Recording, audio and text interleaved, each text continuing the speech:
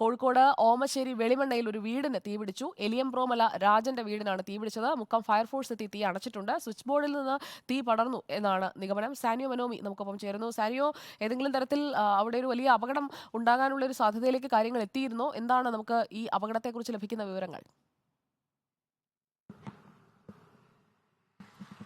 അതെ സുജയ, അതായത് എലിയംബ്രോമല രാജന്റെ വീടിനാണ്, ഓമശ്ശേരി വെളിമണ്ണയിലാണ് ഈ വീട് തീ പിടിച്ചത്.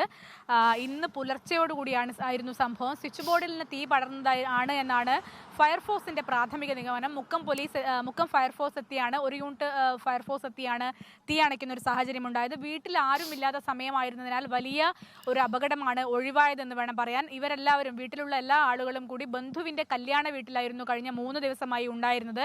അതുകൊണ്ട് തന്നെ വീട്ടിൽ ആരും ഉണ്ടായിരുന്നില്ല. ഷോർട്ട് സർക്യൂട്ടും മറ്റും മനസ്സിലാക്കാനുള്ള സാഹചര്യവും ഉണ്ടായിരുന്നില്ല. വീടിന്റെ ഒരു മുറി പൂർണ്ണമായും കത്തി നശിച്ച നിലയിലാണ്. അതിലുള്ള കട്ടിലും അതുപോലെ ഫർണിച്ചറുകളടക്കം പൂർണ്ണമായും കത്തി നശിച്ചിട്ടുണ്ട്. ഏതായാലും സ്വിച്ച് ബോർഡിൽ നിന്ന് തീ പടർന്നു എന്ന പ്രാഥമിക നിഗമനത്തിലാണ് ഇപ്പോൾ ഫയർഫോഴ്സ് ഉള്ളത്. ഓക്കെ, സാനിയോ മനോമിയാണ് കോഴിക്കോട്ട് നിന്നുള്ള ന്യൂസ് അപ്ഡേറ്റുമായി നമുക്കൊപ്പം ചേർന്നത്.